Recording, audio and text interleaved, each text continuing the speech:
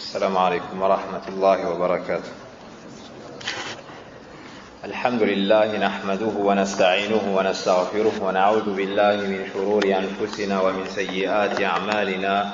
من يهده الله فلا مضل له ومن يضلل فلا هادي له، وأشهد أن لا إله إلا الله وحده لا شريك له، وأشهد أن محمدا عبده ورسوله. يا أيها الذين آمنوا اتقوا الله حق تقاته ولا تموتن إلا وأنتم مسلمون. يا أيها الناس اتقوا ربكم الذي خلقكم من نفس واحدة وخلق منها زوجها وبث منهما رجالا كثيرا ونساء، واتقوا الله الذي تساءلون به والأرحام إن الله كان عليكم رقيبا. يا أيها الذين آمنوا اتقوا الله وقولوا قولا سديدا يصلح لكم أعمالكم ويغفر لكم ذنوبكم، ومن يطع الله ورسوله فقد فاز فوزا عظيما. أما بعد، فإن أصدق الحديث كتاب الله جل وعلا، وخير الهدي هدي محمد صلى الله عليه وسلم، وشر الأمور محدثاتها، وكل محدثة بدعة، وكل بدعة ضلالة، وكل ضلالة في النار، وبعد. Nous sommes le 17e du mois de Rajab de l'an 1436, ce qui correspond au mercredi 6 mai de l'année 2015.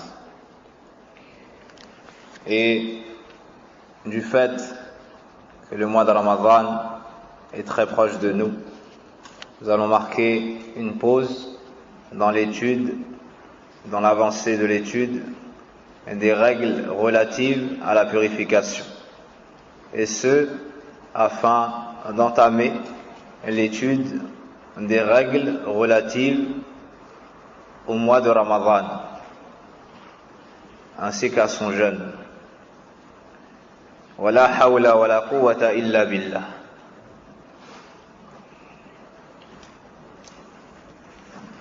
Et la réussite du serviteur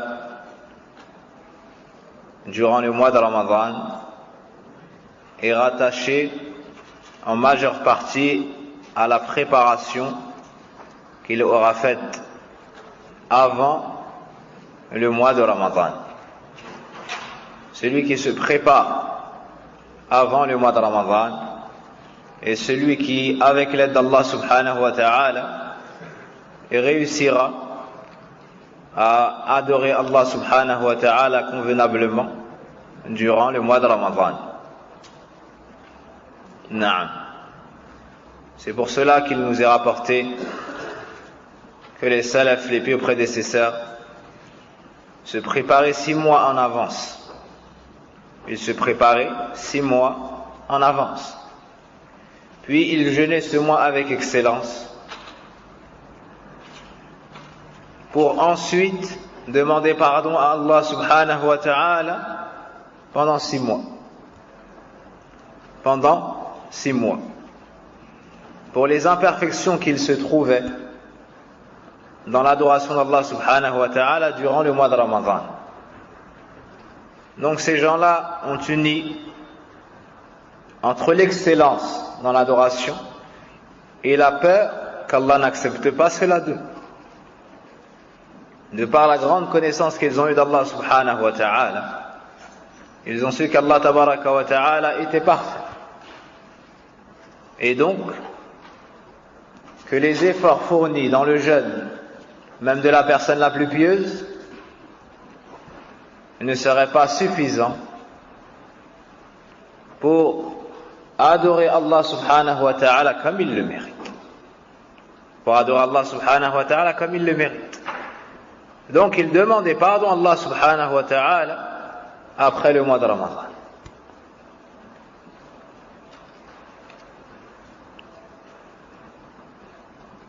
Et le fait qu'Allah subhanahu wa ta'ala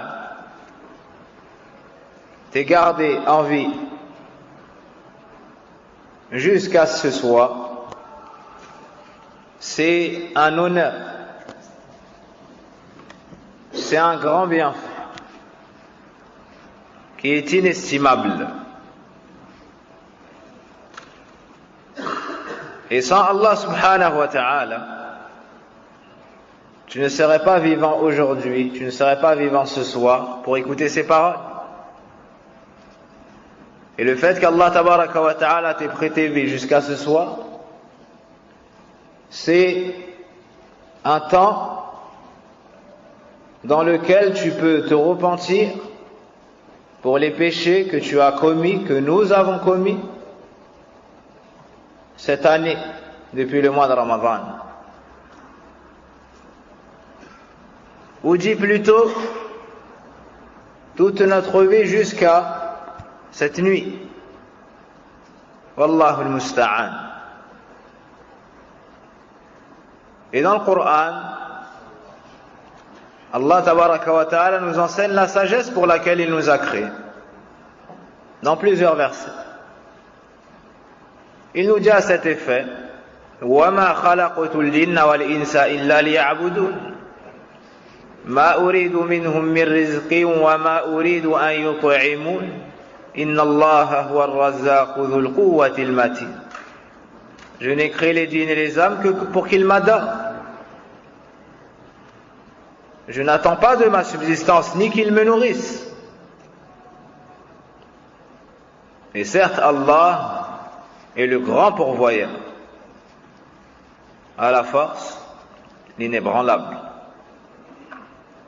Dans ce verset, Allah subhanahu wa ta'ala nous enseigne la sagesse de la création des hommes et des djinns, des humains et des djinns, qui n'est autre que de concrétiser l'unicité d'Allah tabaraka wa ta'ala en rendant un culte sincère.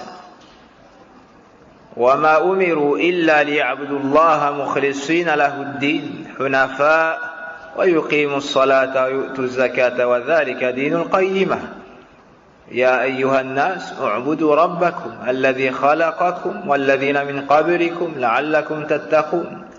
Il ne leur a cependant été ordonné que d'adorer Allah d'un culte sincère, d'accomplir la prière, de s'acquitter de l'aumône. Voici la religion droite. Ô vous les gens, adorez votre Seigneur, celui qui vous a créé vous, ainsi que ceux qui vous ont précédés. Donc voici la sagesse pour laquelle Allah subhanahu wa ta'ala nous a créés.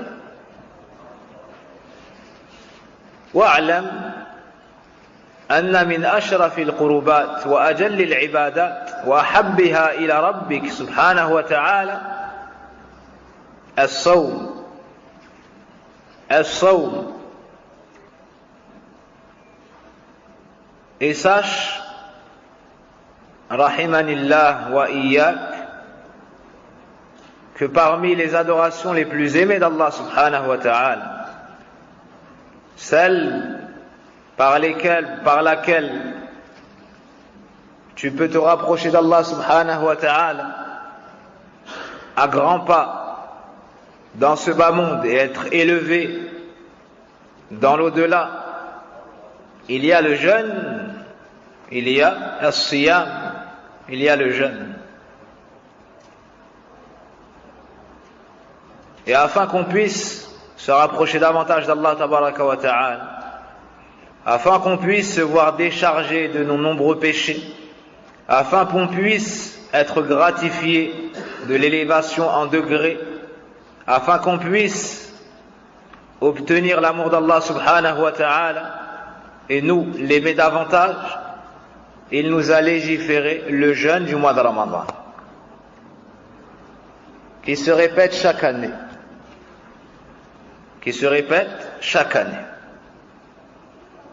وهذا إكرام من الله سبحانه وتعالى للمسلمين. Et ceci est une grâce qu'Allah Azza wa Jal a accordée aux musulmans, du fait qu'il nous légifère ce par quoi on peut se rapprocher de lui, ce par quoi on peut se voir pardonner nos péchés, ce par quoi on peut être élevé en degré. هذه نعمة من الله سبحانه وتعالى فالحمد لله حمدا كثيرا طيبا مباركا فيه. Donc on remercie Allah subhanahu wa ta'ala, celui qui nous a légiféré cette adoration, afin de pouvoir l'adorer, se rapprocher de lui, se voir pardonner nos péchés, obtenir l'entrée au paradis, l'élévation en degrés, ila ghayri dhalik, et plus encore, et plus encore. Mais sachez également que les gens, que les jeûneurs ne sont pas égaux. Sachez également que les jeûneurs ne sont pas égaux. Certains jeûneront et n'auront comme récompense que la faim et la soif, n'auront comme rétribution, n'auront en retour que la faim et la soif. Naam. Alors que d'autres auront connu l'islam à travers ce mois béni. Combien sont les serviteurs d'Allah subhanahu wa ta'ala sur sa terre qui ont connu l'islam durant ce mois alors qu'ils étaient dans les ténèbres du shirk, du kufr. Ils ont été guidés durant ce mois à l'islam et sont venus proclamer la parole de l'unicité dans l'une des mosquées d'Allah Azza wa Jal ou dans un autre endroit. Naam. Durant ce mois, Allah subhanahu wa ta'ala sauve des gens de l'enfer. Durant ce mois, Allah subhanahu wa ta'ala accorde ses faveurs et ses bénédictions. Durant ces mois, les musulmans reviennent à la religion. Et certains parmi les kuffars reviennent à la religion d'Allah Azza wa Jal. Durant ce mois, la parole d'Allah Azza wa Jal est lue bien plus qu'à notre habitude. Durant ce mois, le pervers délaisse la perversion. Le pécheur délaisse son péché. Et celui qui est pieux ajoute piété à sa piété et guidé à sa guidée par la grâce d'Allah subhanahu wa ta'ala. Tout cela fait partie des grands bienfaits qu'Allah Azza wa Jal nous a accordés en nous légiférant ce mois ou le jeûne de ce mois de Ramadan. Celui donc qui espère faire partie des bienheureux, de ceux qui seront heureux le jour du jugement dernier, de ceux qui seront appelés par la porte du jeûne, Ar-Rayyan, qu'il se prépare et qu'il accueille le mois de Ramadan comme le meilleur des invités. Lorsque tu as un invité de marque, tasta'id l'istiqbali litudayyifahu kama yaliq biqadrihi. Lorsque tu as un invité de marque, tu te prépares en avance afin de l'accueillir. Peut-être que tu sors la meilleure vaisselle que tu possèdes. Peut-être que tu achètes des choses que tu n'as pas l'habitude toi-même de consommer. Tout cela pour honorer ton invité. Peut-être que tu l'attends et te prépares à l'accueillir des jours avant sa venue. Peut-être que tu n'arrives pas à trouver le sommeil 1 ou 2 jours avant sa venue. Car tu aimes cet invité, car tu considères cet invité, et car cet invité t'apporte beaucoup de bien dans ton assise, dans ta vie, dans ta dunya ou bien dans ton au-delà. Que dire alors du mois de Ramadan? Que dire alors du mois béni? Naam. Et ce mois, tout comme cette adoration, le jeûne du mois de Ramadan, renferme de nombreuses bénédictions et de nombreux mérites.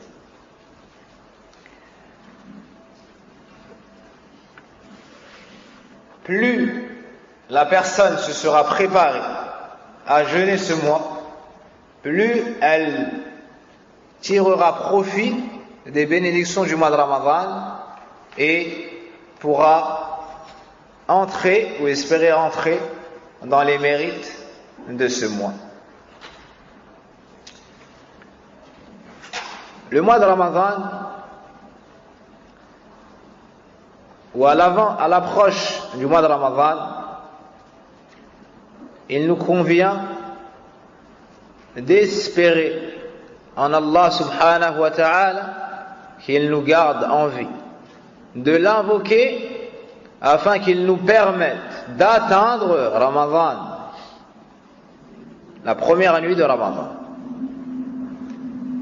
avec iman, avec foi, avec crainte et espoir, avec amour et avec la bonne santé, afin de pouvoir adorer Allah subhanahu wa ta'ala dans ce. Parmi les choses qu'il nous faut faire également, mettre l'intention lors de l'apparition de la nouvelle lune ou lorsque le mois sera complété, de jeûner le mois de Ramadan. De jeûner le mois de Ramadan. Tashtaq ila at-ta'abbud lillahi subhanahu wa ta'ala. L'adoration d'Allah Azza wa Jal que tu pratiquais durant le mois de Ramadan, dans laquelle ou par laquelle tu prenais un grand plaisir indescriptible, cela doit te manquer. Cela doit te manquer plus que ne manque la famille de l'homme qui fait un long voyage. Naam. L'adoration, l'élargissement de la poitrine, le goût du iman, l'écoute du Coran durant les nuits de Ramadan et sa lecture durant les jours, les prières en commun, les assises de rappel et de science, tout cela doit te manquer encore plus que ne te manque ta famille, tes parents, tes enfants, tes épouses lorsque tu es dans un long voyage. Naam. Car subhanallah, il se peut qu'une personne ait désobéi à Allah subhanahu wa ta'ala durant 50 ans. Et à travers ce jeûne, Allah subhanahu wa ta'ala le guide, lui permet de se repentir d'un repentir sincère et Allah azza wa jal lui pardonne ses péchés passés. Parmi les provisions qu'il te faut prendre, as-sidqu ma'allah wal-ikhlas, la sincérité et la véracité avec Allah subhanahu wa ta'ala. Tu dois vouloir jeûner ce jeûne à la recherche de l'agrément d'Allah, en signe de soumission devant l'ordre d'Allah, et suivi du prophète Muhammad sallallahu alayhi wa sallam. قال الله سبحانه وتعالى فاعبد الله مخلصين له الدين ألا لله الدين الخالص فمن كان يرجو لقاء ربه فليعمل عملا صالحا ولا يشرك بعبادة ربه أحدا. N'est-ce pas à Allah qu'appartient la religion pure? Comme au début de Surat Az-Zumar. Adorer Allah d'un culte sincère. Toujours dans Surat Az-Zumar, les groupes. Celui donc qui espère la rencontre d'avec son Seigneur, qu'il fasse des actions pieuses et n'associe personne dans le culte avec son Seigneur. À la fin de Suratul Kahf. ويقول النبي صلى الله عليه وسلم إنما الأعمال بالنيات وإنما لكل امرئ ما نوى فمن كانت هجرته إلى الله ورسوله فهجرته إلى الله ورسوله ومن كانت هجرته للدنيا يصيبها أو امرأة ينكحها فهجرته إلى ما هاجر إليه رواه البخاري ومسلم. Le prophète sallallahu alayhi wa sallam nous dit: les actions ne valent que par les intentions et chacun sera rétribué selon son intention. Celui donc qui fait l'hégire pour Allah et son messager, son hégire sera pour Allah et son messager. Et celui qui fait l'égir pour ce bas monde ou une femme qu'il souhaite épouser, son égir lui sera compté comme tel. Dans ce hadith, le prophète sallallahu alayhi wa sallam nous montre que la considération de ton action comme étant bonne ou pas, acceptée ou non chez Allah subhanahu wa ta'ala, se fait en fonction de l'état de ton cœur au moment où tu as fait cette action. Ça, niyya, l'intention. Mahalluha al-qalb, son emplacement est le cœur, et dans le cœur. Puis il nous parle de la rétribution. فَهِجْرَتُهُ إِلَى اللَّهِ وَرَسُولِهِ, son égir lui sera compté pour avoir émigré pour Allah et son message. Donc il aura une bonne rétribution, une récompense. Dans le cas contraire, il aura ce pourquoi il a fait.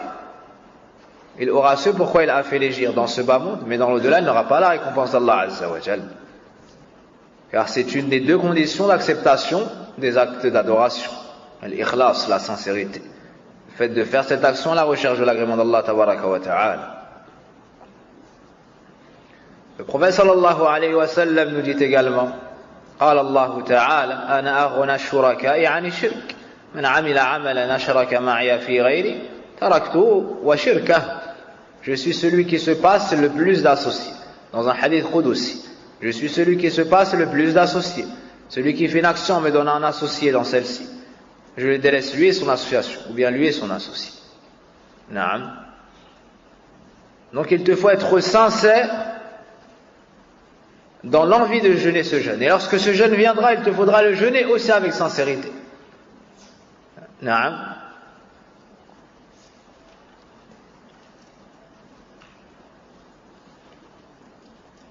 Ce jeûne à venir est une occasion de se voir pardonner les péchés passés. Je ne dis pas les péchés de l'année, mais les péchés de la vie. Et wallah. Allah subhanahu wa ta'ala dans le Coran nous appelle à revenir vers lui. Wa huwa al-ghani subhanahu, alors qu'il est riche et n'a besoin de personne. Il se passe largement des mondes. Mais il nous appelle car il veut nous donner le bien. Et il a rattaché ce bien à des causes. Il a rattaché ce bien à des causes. Naam. Et parmi les choses qui obstruent la lumière du bien et le chemin qui mène au bien, il y a al-dhunub wal-ma'asi. Il y a les péchés et les fautes, les désobéissances. Et le meilleur serviteur est celui qui arrivera le jour du jugement dernier avec peu de péchés. Avec peu de péchés sur ses épaules. Naam. Un des pieux prédécesseurs a fait ses comptes un jour. Il a compté sa vie. Il s'est assis avec son nafs, s'est rappelé son âge, et a converti cela en jours. Lorsqu'il a atteint le nombre de jours, alors qu'il avait atteint un certain âge, il a poussé un cri. Il a poussé un cri en se disant, si j'ai fait un seul péché par jour, et on sait qu'on fait plus qu'un péché par jour, ça veut dire que j'ai tel nombre de péchés. Subhanallah. Mais Allah tabaraka wa ta'ala, de par sa bonté, sa générosité, nous appelle dans le Coran à revenir vers lui. وَتُوبُوا إِلَى اللَّهِ جَمِيعًا أَيُّهَا الْمُؤْمِنُونَ لَعَلَّكُمْ تُفْلِحُونَ. Et repentez-vous tous à Allah, ô vous les croyants, afin d'obtenir le succès. يَا أَيُّهَا الَّذِينَ آمَنُوا تُوبُوا إِلَى اللَّهِ تَوْبَةً نَصُوحًا. Ô vous qui avez cru, repentez-vous à Allah d'un repentir sincère. D'un repentir sincère. Le repentir sincère comprend le regret, le délaissement du péché, la ferme intention de ne plus y retourner, de faire ça que sincèrement pour Allah subhanahu wa ta'ala, et ce avant l'agonie, ou bien que le soleil ne se lève de l'autre côté. Voici les conditions, comme l'a dit al-allama al-faqih Muhammad ibn Salih al-Uthaymin rahimahullah ta'ala.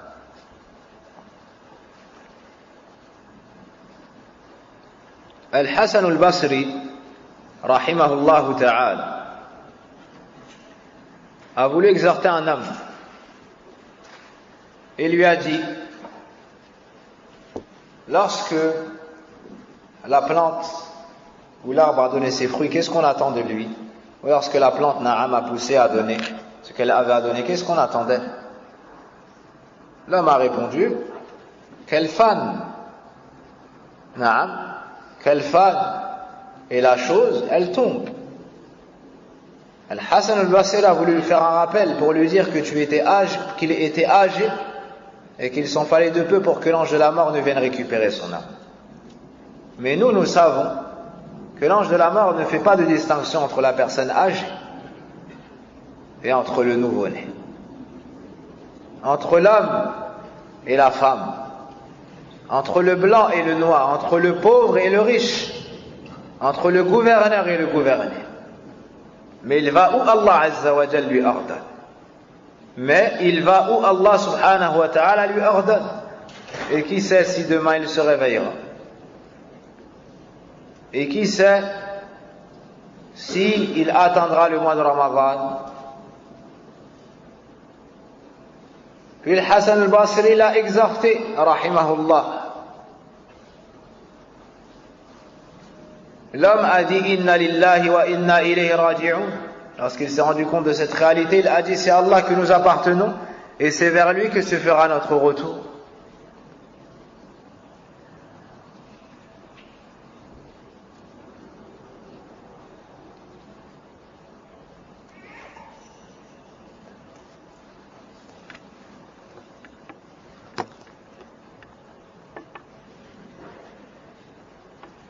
Par la suite, Al-Hassan al-Basri rahimahullah ta'ala lui a dit Awatadri ma ma'naha, est-ce que tu comprends le sens de cette parole? Inna lillahi wa inna ilayhi raji'un. C'est Allah que nous appartenons, c'est vers lui que se fera notre retour. L'homme a répondu non. Alors Al-Hassan al-Basri rahimahullah ta'ala lui a dit Inna lillah, ça veut dire que nous appartenons à Allah subhanahu wa ta'ala. Wa inna ilayhi raji'un, ça veut dire que c'est vers lui que se fera notre retour. Et si tu appartiens à Allah et que c'est vers lui que tu retourneras, sache qu'il te questionnera sur ce que tu as fait ici. Sache que tu seras interrogé sur ce que tu faisais dans ce bas, car tu appartiens à Allah et tu vas revenir vers lui. Donc sache que tu seras interrogé chez Allah subhanahu wa ta'ala. Alors l'homme a dit, que faire? Où est le salut? Où se trouve le salut? Al-Hassan al-Basri lui a dit, Ahsin fi ma baqi, yughfar lak ma mada. Ahsin فيما بقي يغفر لك ما مضى. Agis avec excellence pour ce qu'il te reste à vivre et Allah te pardonnera tout ce qui est passé. Subhanallah. Agis avec excellence dans ce qu'il te reste à vivre et Allah te pardonnera tout ce qui est passé. Prenons pour exemple quelqu'un qui a vécu 70 ans. Mais il a vécu 65 ans dans l'égarement, dans l'ignorance, la distraction, loin des ordres d'Allah subhanahu wa ta'ala et de son messager sallallahu alayhi wa sallam. S'il se repent et laisse le péché, préserve sa prière, apprend à connaître Allah, l'adore d'un culte sincère, apprend à connaître le prophète sallallahu alayhi wa sallam, le suit sans innover, connaît l'islam et le met en pratique, dans ces 5 années. Dites même si vous voulez dans sa dernière année ou son dernier mois ou son dernier jour, Allah subhanahu wa ta'ala lui pardonnera tout ce qui est passé. La 60aine d'années remplies de péché, Allah lui efface. وَمَا ذَلِكَ عَلَى اللَّهِ بِعَزِيزٍ. Et ceci n'est aucunement difficile pour Allah tabaraka wa ta'ala. Et Allah nous fait développer cet espoir dans le Coran dans de nombreux versets. À titre d'exemple, il nous dit subhanahu wa ta'ala, en parlant de ceux qui ont fait les pires des péchés, de ceux qui ont fait les pires des péchés. Allah subhanahu wa ta'ala nous dit قُلْ لِلَّذِينَ كَفَرُوا إِنْ يَنْتَهُوا يُغْفَرْ لَهُمْ مَا قَدْ سَلَفَ. Dis à ceux qui ont mécru, ceux qui sont dans le kufr akbar wa shirk al-akbar, les pires péchés par lesquels Allah fut désobéi fi dunya. Dis à ces gens-là, ô messager d'Allah, قُلْ لِلَّذِينَ كَفَرُوا إِنْ يَنْتَهُوا, s'ils arrêtent, s'ils délaissent al-shirk pour al-tawhid, al-kufr pour l'islam, s'ils se repentent de cela, يُغْفَرْ لَهُمْ مَا قَدْ سَلَفَ, on leur pardonnera, ils se verront pardonner tout ce qui est passé. Subhanallah, hatta shirk. Hatta shirk. Naam. Allah subhanahu wa ta'ala, arhamur rahimin, al-ghaffar, al-ghafour, al-tawwab, al-rahim. Allah subhanahu wa ta'ala est grand accueillant au repentir. Il pardonne les péchés. Naam. Dans un autre verset, Allah subhanahu wa ta'ala nous dit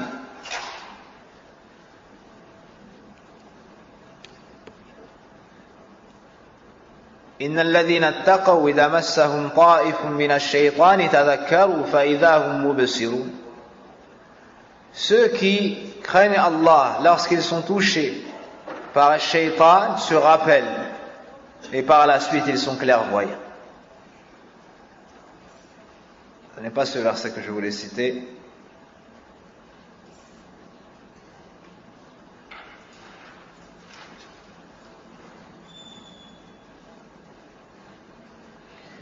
قال سبحانه وتعالى قل يا عبادي الذين أسرفوا على أنفسهم لا تقنطوا من رحمة الله إن الله يغفر الذنوب جميعا إنه هو الغفور الرحيم. Dis, c'est-à-dire au messager d'Allah, aux gens, قل يا عبادي الذين, dis ô vous mes serviteurs. Allah subhanahu wa ta'ala nous appelle avec cette noble mission. Abd, قل يا عبادي الذين أسرفوا. De qui est-ce qu'il s'agit? Est-ce qu'il s'agit des gens pieux? Est-ce qu'il s'agit des gens qui ont délaissé les péchés? الذين أسرفوا, ceux qui ont commis des excès dans le péché, des excès dans la transgression, des excès contre eux-mêmes, ala anfusihim. Car lorsque tu fais du mal, c'est contre toi-même. Allah subhanahu wa ta'ala, personne ne peut lui nuire. Innakum lam tablughu durri fatadurruni wa lam tablughu naf'i fatanfa'uni. Allah subhanahu wa ta'ala, dans le hadith Qudusi, une parole dont la traduction est: vous ne pourrez jamais atteindre le pouvoir de me nuire, la capacité de me nuire au point de le faire, ni de m'être profitable au point de le faire. Naam. قل يا عبادي الذين أسرفوا على أنفسهم لا تقنطوا من رحمة الله. Pourquoi cet appel? Pourquoi avoir appelé ces serviteurs pécheurs, transgresseurs, naam, pour leur dire quoi? La taqnatu min rahmatillah. Ne désespérez pas de la miséricorde d'Allah. Puis on finit ce verset par des qualités d'Allah subhanahu wa ta'ala qui développeraient dans le cœur du plus grand pécheur l'espoir. La taqnatu min rahmatillah inna Allah yaghfiru dhunuba jami'a. Certes, Allah pardonne tous les péchés. Parmi les attributs d'Allah subhanahu wa ta'ala, le fait qu'il pardonne. Yaghfiru dhunuba jami'a. Il pardonne les péchés, tous les péchés. Allah azza wa jalla jami'an, tous les péchés, sans exception. Innahu huwa al-ghafurur rahim.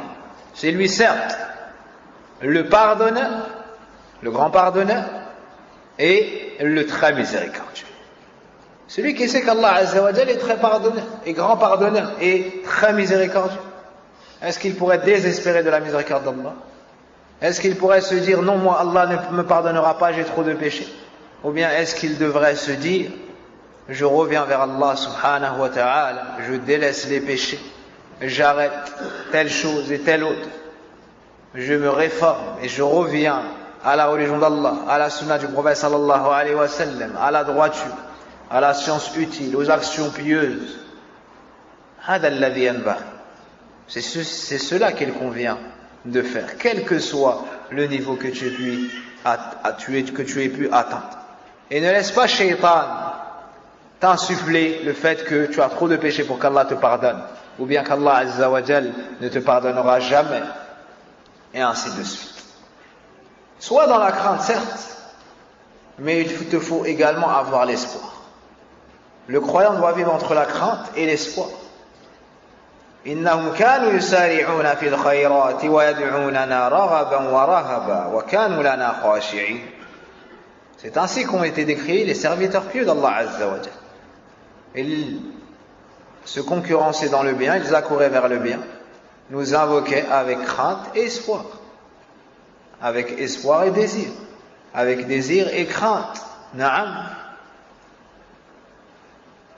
Et ils étaient humiliés. Ils étaient humiliés. Inna Allah la yaghfiru an yushraka bi wa yaghfiru ma duna dhalika liman yasha. Certes, Allah ne pardonne pas qu'on lui donne quelque associé que ce soit. En dessous de cela, il pardonne à qui il veut. Donc tu as peur de tomber dans le shirk, mais si tu as des péchés qui sont en dessous du shirk, tu espères entrer dans ce qu'Allah Azza wa Jal aura voulu pardonner. Mais en même temps, tu as peur de ne pas en faire partie. Donc tu vis entre la crainte et l'espoir. Tu vis entre la crainte et l'espoir. Et dans cela, il y a une réfutation au Khawarij et le Mu'tazila, il y a également une réfutation à Al-Murji'ah. Les premiers ont exagéré dans la crainte et les deuxièmes ont exagéré et les derniers ont exagéré dans l'espoir. Et toi, Al-Muwahhid, Al-Sunni, tu empruntes le chemin de l'islam, du prophète sallallahu alayhi wa sallam, du Coran, avec amour, crainte et espoir. Avec amour, crainte et espoir. Donc, tu agis avec excellence dans ce qu'il te reste à vivre. Et Allah Azza wa Jal te pardonne tout ce qui est passé.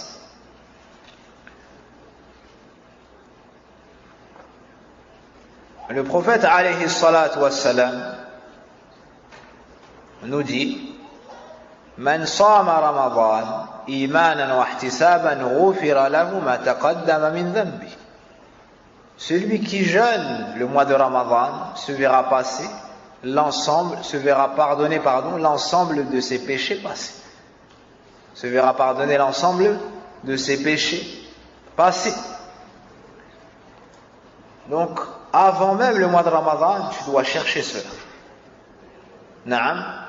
Parmi les provisions qu'il te faut prendre avant la venue du mois de Ramadan, al-qalbu salim, un cœur saint, un cœur propre. Car en fonction de la propreté dans ton cœur, tu pourras accepter les ordres d'Allah Azza wa Jal et réagir à l'écoute du Coran et de la Sunna, des exhortations, et avoir une force et une volonté dans la mise en pratique. Tu auras une quwwa, une force dans l'apprentissage, et tu auras une quwwa, une force dans la mise en pratique. Et le cœur est le maître des membres. Le prophète sallallahu alayhi wa sallam nous dit: Ala inna fil jasadi mudghah. Idha salahat salaha al jasadu kullu wa idha fasadat fasada al jasadu kullu. Ala wa hiya al qalb. Il y a certes dans le corps un morceau de chair. S'il est bon, tout le reste du corps le sera. S'il est mauvais, tout le reste du corps le sera. C'est le cœur. Donc si tu préserves ton cœur, si tu réformes ton cœur, na'am, tu peux espérer et réussir le jeûne du mois de Ramadan. Mais si le cœur atteint le mois de Ramadan et accueille le mois de Ramadan, alors qu'il est sale, alors qu'il est corrompu, alors qu'il est préoccupé par les choses de la dunya, par le haram, par les passions, ou car il est terni et perverti par les ambiguïtés et les innovations, quel jeûne tu mettras en pratique durant Ramadan? Quelle lecture du Coran tu auras pendant Ramadan? Quel tarawih tu feras dans Ramadan? Tu feras partie des gens qui diront, quand est-ce que finit Ramadan? Quand est-ce que finit tarawih? Car cela nous fatigue et l'imam récite doucement et ainsi de suite. Alors que si tu as un cœur propre, tu attends le mois de Ramadan, ce mois de Ramadan te manque et tu l'attends avec impatience, et lorsque tu l'attends tu ne veux pas qu'il te quitte, et lorsqu'il se sépare de toi ou tu te sépares de lui, tu es triste et peut-être même que tes larmes coulent, car tu ressens que cette bénédiction se sépare de toi et que la perfection de la foi que tu as pu atteindre commence à diminuer, et que la motivation que tu as à lire le Coran commence à diminuer, et car tu vois les mosquées tu vois moins de monde à la mosquée, et ainsi de suite. Si tu as un cœur propre, Inch'Allah ta'ala, tu feras partie des gens de bien dans le mois de Ramadan. Quant à celui qui attend le mois de Ramadan pour se réformer, il se peut qu'il soit bien dans un seul jour du mois de Ramadan, car il aura mis 29 jours pour accorder ou pour se réformer. Naam, pour se réformer, pour observer la droiture. وقال سبحانه وتعالى والذين جاهدوا فينا لنهدينهم سبلنا وإن الله لمع المحسنين. Ceux qui font des efforts vers nous, nous les guiderons sur les sentiers. Nous les guiderons dans les sentiers. Si toi tu fais des efforts, Allah Azza wa Jal t'accorde la guidée et il te rajoute. Naam. Et le moteur de tout cela, et la base de tout cela, c'est le qalb. Parmi les grandes causes pour réussir le jeûne du mois de Ramadan, et parmi les plus grandes provisions que tu peux prendre, ma'rifatu fada'il shahr Ramadan wa siyamih, la connaissance des mérites du mois de Ramadan ainsi que le jeûne du mois de Ramadan. Plus tu auras connaissance des textes vantant les mérites du mois de Ramadan et du jeûne du mois de Ramadan, plus tu seras motivé pour atteindre le Ramadan et le jeûner avec excellence. Naam. Celui qui, par exemple, sait qu'en jeûnant le mois de Ramadan avec foi et espoir, Allah lui pardonne tous ses péchés passés. Pensez-vous qu'il va agir de la même façon que celui qui ignore cela? Celui qui sait que le prophète sallallahu alayhi wa sallam a dit man qama ramadan imanan wa ihtisaban ghufira lahu ma taqaddama min dhanbi, celui qui prie les nuits de Ramadan avec foi et espoir se verra pardonner l'ensemble de ses péchés passés. Celui qui jeûne les nuits de Ramadan, celui qui prie les nuits de Ramadan avec foi et espoir se verra pardonner ses péchés passés. Celui qui a connaissance de ce hadith. Naam, et ces deux hadiths sont dans lequel Bukhari et Muslim. Cette personne-là ne sera pas semblable dans ses actions à celui qui ignore cela. Celui qui ignore cela, lorsqu'il aura chaud, il va partir. Il va délaisser Tarawih. Naam, il va délaisser Tarawih. C'est lui qui prie derrière un imam qui n'a pas la plus belle voix, il va délaisser Tarawih.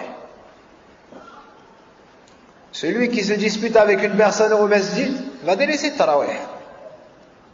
Pourquoi? Parce qu'il ne connaît pas la valeur de Ramadan. S'il trouve le temps de se disputer déjà dans le masjid, c'est qu'il ne connaît pas la valeur. Naam, il ne connaît pas la valeur de ces emblèmes du din. Naam. Donc il nous faut étudier les mérites, écouter les mérites afin de se motiver et de trouver la volonté suffisante par la grâce d'Allah et son aide pour parfaire la préparation et l'accueil du mois de Ramadan puis son jeûne. وعن أبي هريرة رضي الله عنه قال قال رسول الله صلى الله عليه وسلم قال الله عز وجل كل عمل ابن آدم له إلا الصوم فإنه لي وأنا أجزي به والصيام جنة فإذا كان يوم صوم أحدكم فلا يرفث ولا يصخب فإن سابه أحد أو قاتله فليقل إني صائم والذي نفس محمد بيده لخلوف فم الصائم أطيب عند الله من ريح المسك للصائم فرحتان يفرحهما إذا أفطر فرح بفطره وإذا لقي ربه فرح بصومه.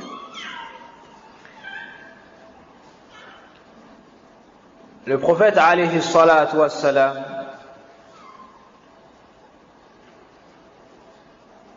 nous dit dans le hadith d'Abu Huraira, Allah Azza wa Jal dit toute action du fils de Adam est pour lui, sauf le jeûne. Sauf le jeûne. As-sawm, il est pour moi, il est pour Allah. Et c'est moi qui le rétribuerai pour. Et le jeûne est un bouclier. Le jeûne est un bouclier. Lorsque l'un d'entre vous jeûne, fala yarfuth wala yaskhab, qu'il ne commette pas de mal. Et si une personne l'insulte ou le combat, qu'il lui dise je suis en état de jeûne.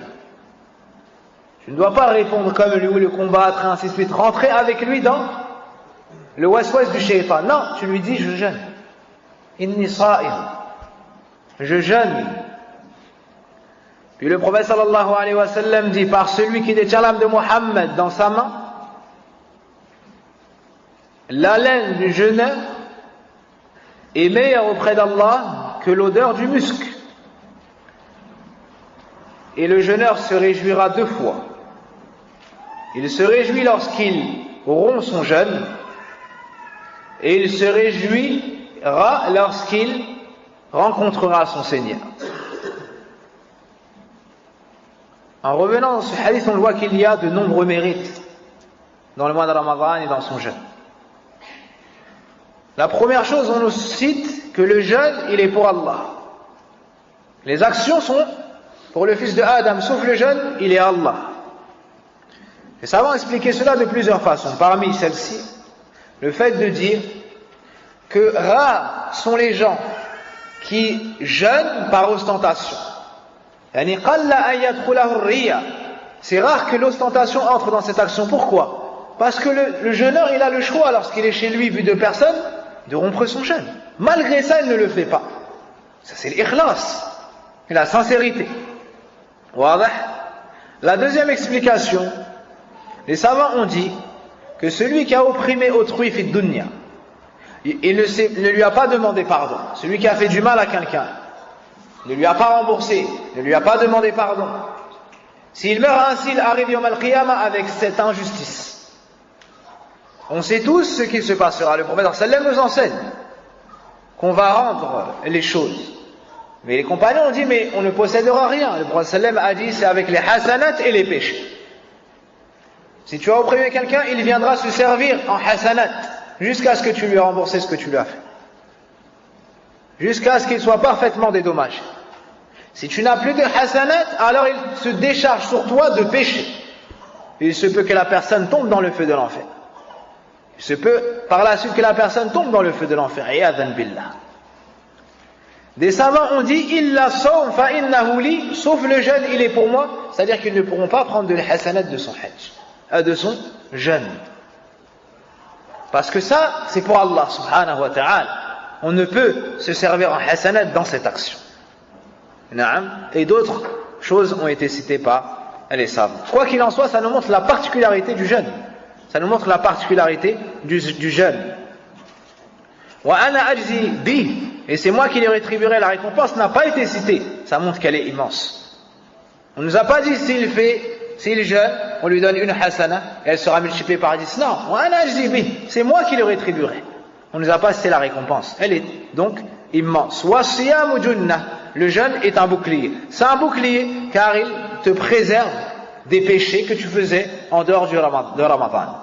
C'est un bouclier car en état de jeûne, tu as moins de passion, tu penches moins vers le haram. C'est un bouclier, ça t'éloigne des péchés et ça te préserve. Le jeûne améliore ton comportement. Tu n'aurais peut-être pas pu patienter.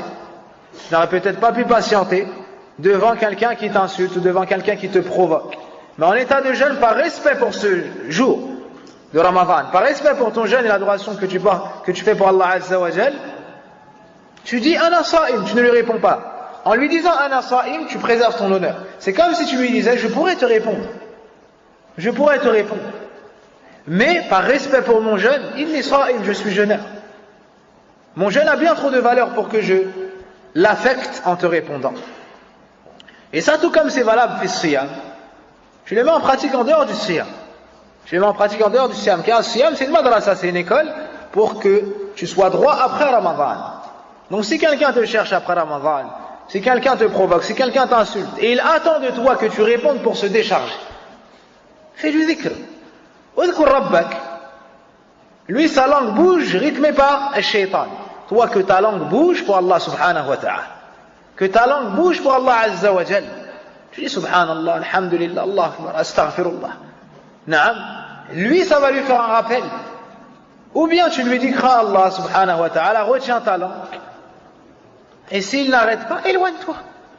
Éloigne-toi. Le prophète sallam a dit, le plus fort n'est pas celui qui bat les autres. Le plus fort n'est pas celui qui terrasse ses adversaires. Le plus fort est celui qui arrive à se contrôler, à se contenir lorsqu'il est en colère. C'est celui-ci qui est fort. Ama le fait de laisser sa colère exploser, ça c'est facile. Le fait de parler, ça c'est facile. Tout le monde peut le faire. Ama se contenir alors que tu as la capacité, alors que tu es peut-être plus fort, plus âgé, ou alors que vous êtes plusieurs et qu'il est seul, ça c'est facile. Amma retenir sa langue pour Allah Azza wa Jal, retenir sa colère, la maîtriser pour Allah Azza wa Jal, ça c'est difficile.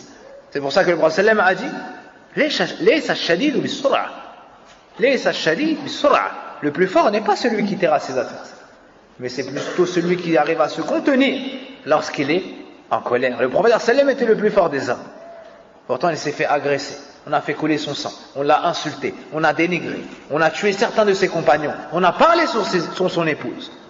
Sallallahu alayhi wa sallam. Pourtant, comment est-ce qu'il a combattu cela? Bis-sabr, avec l'endurance, avec la patience, avec l'ihtisab, avec le dua, avec l'augmentation de l'adoration d'Allah Azza wa Jal.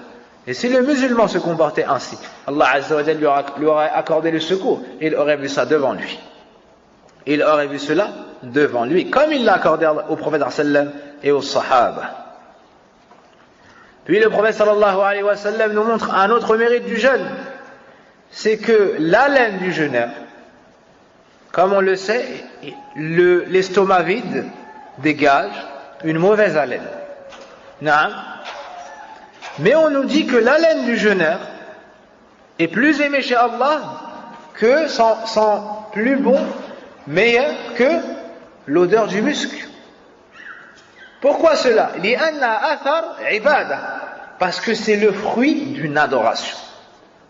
Parce que c'est le fruit d'une adoration. Alors même si pour toi il y a une mauvaise odeur, sache que chez Allah subhanahu wa ta'ala, c'est meilleur que l'odeur du musc, parce que c'est le fruit d'une adoration. Et l'adoration n'amène que le bien. Al-khayr ya'ti bil khayr. Le bien, ça entraîne le bien. Donc même si au regard de l'homme, en faisant un bien, il voit que cette chose ne lui plaît peut-être pas. Par exemple, le prophète sallallahu alayhi wa sallam nous a interdit de laisser descendre les vêtements en dessous des chevilles.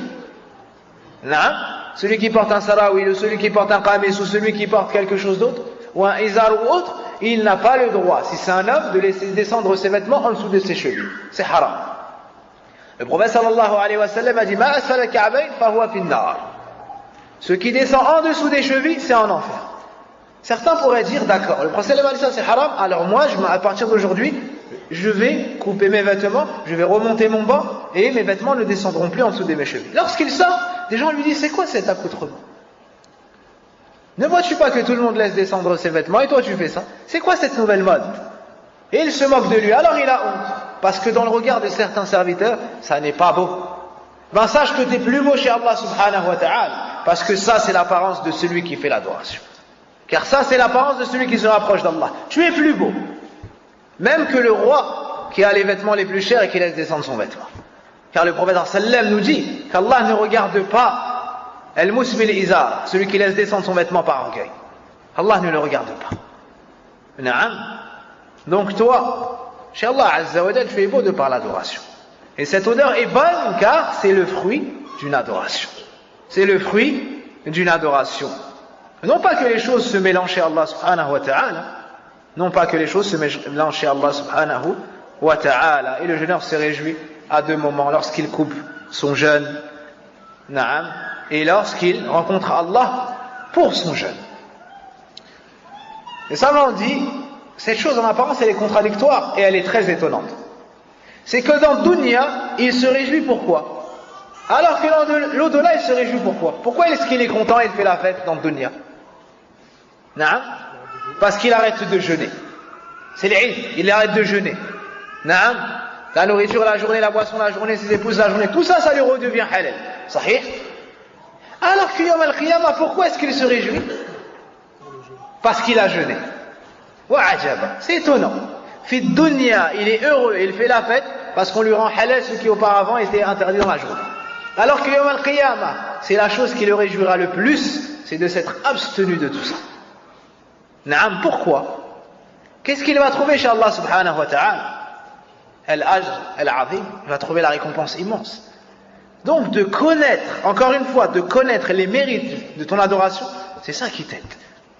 Maintenant que tu sais que Yawm al-Qiyamah, tu vas te réjouir en rencontrant Allah subhanahu wa ta'ala, si tu jeûnes bien, ben, tu vas attendre ce mois avec impatience. Tu vas vouloir jeûner ce mois, et tu vas bien le jeûner, et ainsi de suite. C'est pour cela que les ulama ont dit, parmi les plus grandes causes pour réussir as-siyam et se préparer pour as-siyam, la connaissance des mérites. La connaissance des mérites. Qui n'aimerait pas être ce serviteur-là? Celui qui rencontre Allah subhanahu wa ta'ala, et il se réjouit. Et il se réjouit. Naam, pour se réjouir chez Allah subhanahu wa ta'ala, il faut avoir du khayr. Il faut avoir du khayr, il faut avoir des hasanat.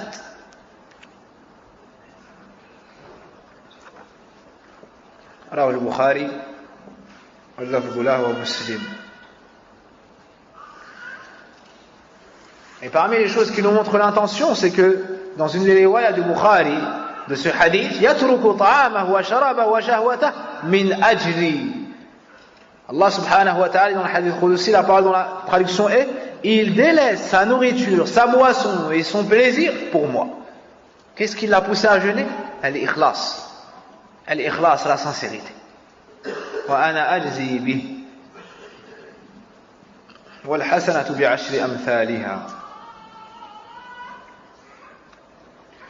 Dans une des versions des musulmans, kullu amal ibn Adam yudha'af.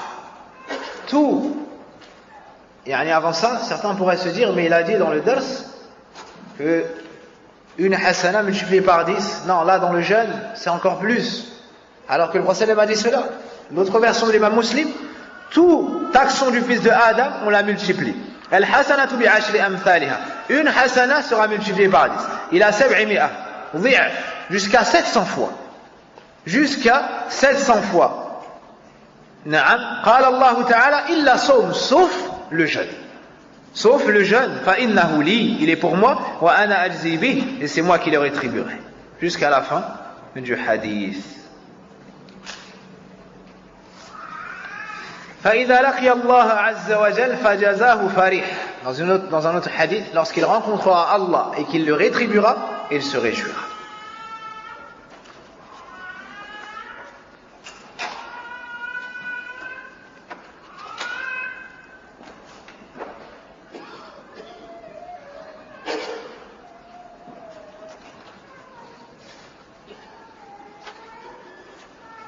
Le prophète sallallahu alayhi wa sallam nous montre que les jeûneurs entreront au paradis par une porte particulière qu'on appelle Ar-Rayyan.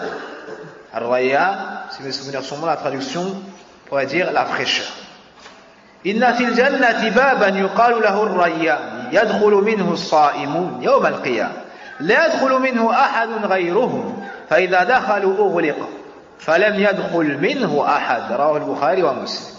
Le prophète sallallahu alayhi wa sallam nous dit qu'il y a une porte au paradis qu'on appelle Ar-Rayyan. Il y a 8 portes au paradis. L'une d'entre elles se nomme Ar-Rayyan, la fraîcheur.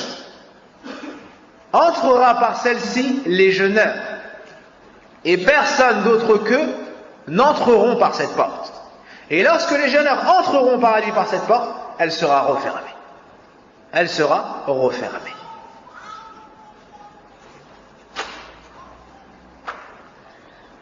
Dans une autre version, lam yadhma abada, et celui qui entrera par cette porte n'aura plus jamais soif.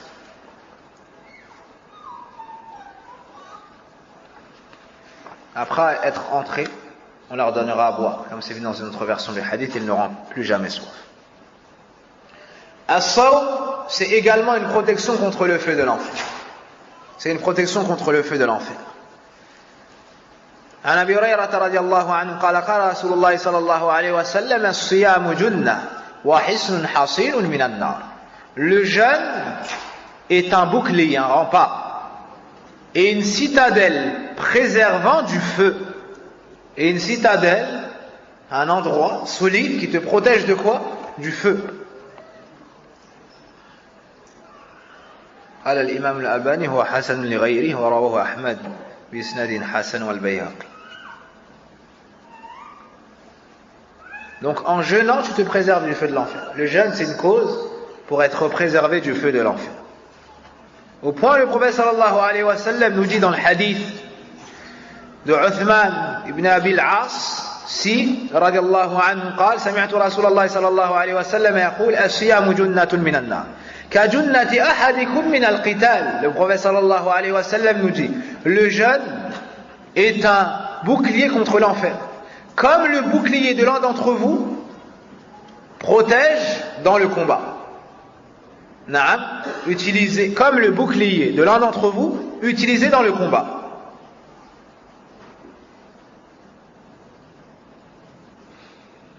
رواه ابن خزيمة.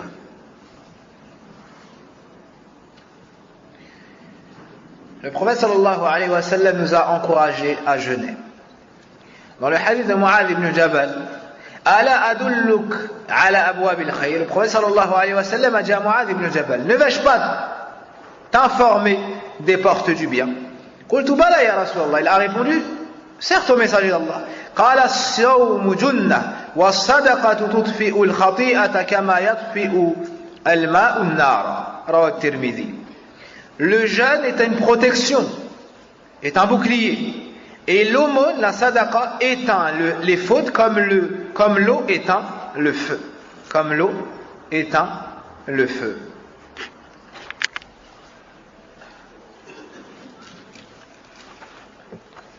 Aussi parmi ceux qui nous montrent les mérites du jeûne dans ce hadith, le fait qu'on ait cité à côté du jeûne as-sadaqa.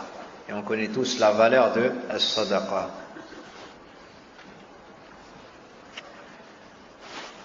Le jeûne et ses mérites, on ne pense pas qu'il soit restreint à ce bas monde, mais il te suit dans l'au-delà. Tout comme tu auras agi toi pour l'au-delà, ben sache qu'Allah subhanahu wa ta'ala te donnera du bien en conséquence de tes bonnes actions fil dunya dans l'au-delà. عن عبد الله بن عمرو رضي الله عنهما أن رسول الله صلى الله عليه وسلم قال الصيام والقرآن يشفعان للعبد يوم القيامة يقول الصيام أي ربي منعته الطعام والشهوة فشفعني فيه ويقول القرآن منعته النوم بالليل فشفعني فيه قال فيشفعان رواه أحمد والطبراني في الكبير حسنه أو قال الألباني حسن صحيح. Le prophète sallallahu alayhi wa sallam nous dit, le jeûne et le Coran intercéderont en faveur du serviteur le jour de la résurrection. Le jeûne dira, ô mon Seigneur, je lui ai empêché la nourriture et ses désirs. Alors permets-moi d'intercéder en sa faveur. Et le Coran dira, je l'ai empêché de dormir la nuit. alors permets-moi, ou bien alors laisse-moi intercéder pour lui, et on leur permettra d'intercéder. Et on leur permettra d'intercéder.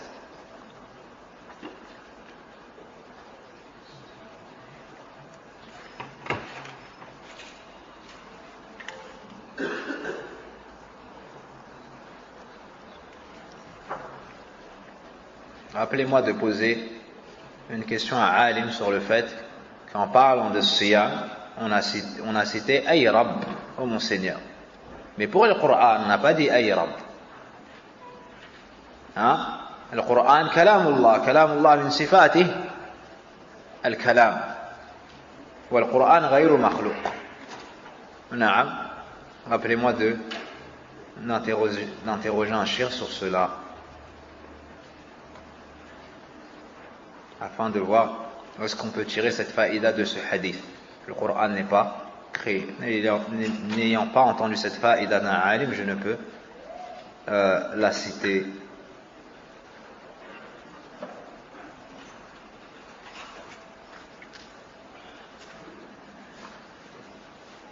Hudhayfa radiyallahu anhu nous dit: Asnadtu an-nabiy sallallahu alayhi wa sallam ila sadri faqala. Le prophète sallam s'est appuyé sur sa poitrine et a dit: Man qala la ilaha illallah khutima lahu biha dakhala al-jannah wa man sama yawman ibtigha'a wajhi Allah khutima lahu bih dakhala al-jannah wa man tasaddaqa bisadaqatin ibtigha'a wajhi Allah khutima lahu biha dakhala al-jannah. Rawahu Ahmad sahahu al-Albani.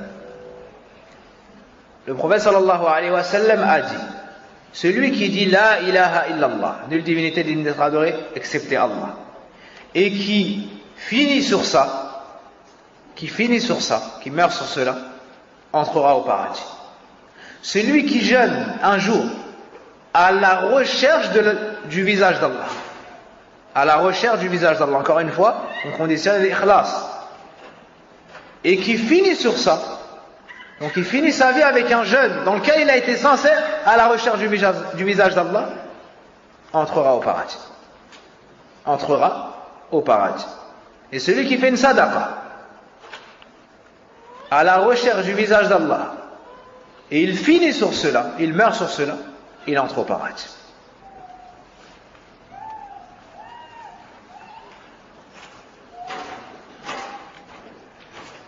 Abu Umama a dit au prophète sallallahu alayhi wa sallam: Murni bi'amal, ordonne-moi une action, ordonne-moi un acte. Qal alayka bis-sawm fa innahu la 'idla lah. Il lui a dit: jeûne, le jeûne n'a pas d'égal. Il lui a dit: jeûne, le jeûne n'a pas d'égal. Puis il lui a dit à nouveau: Murni bi'amal, ordonne-moi une action, une autre. Qal alayka bis-sawm fa innahu la 'idla lah. Il lui a dit: jeûne. Il lui a dit: jeûne, le jeûne n'a pas d'égal. Rawahu an-Nasa'i wa sahhahahu al-'allamah al-Albani.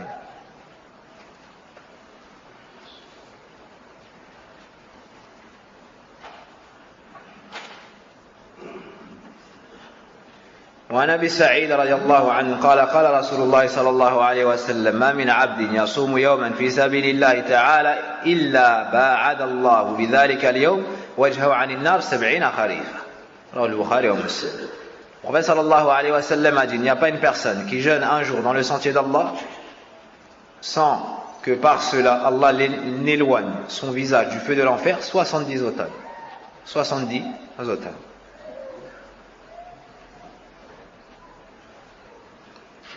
Dans un autre hadith, le hadith d'Amr ibn Abasa,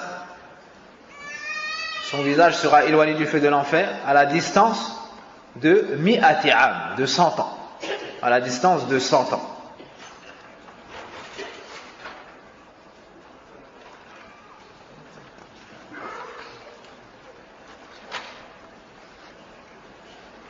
Et pour finir, deux hadiths connus de tous, dans lequel le Bukhari Muslim hadith Abi Hurayra: من قام أو من صام إيمانا واحتسابا غفر له ما تقدم من ذنبه ومن قام رمضان إيمانا واحتسابا غفر له ما تقدم من ذنبه ومن قام ليلة القدر إيمانا واحتسابا غفر له ما تقدم من ذنبه. Et dans le même hadith, من قام ليلة القدر إيمانا واحتسابا غفر له ما تقدم من ذنبه ومن صام رمضان إيمانا واحتسابا غفر له ما تقدم من ذنبه. رواه البخاري ومسلم. Celui qui prie la nuit du destin avec foi et espoir se verra pardonner l'ensemble de ses péchés passés. Et celui qui jeûne Ramadan avec foi et espoir se verra pardonner l'ensemble de ses péchés passés.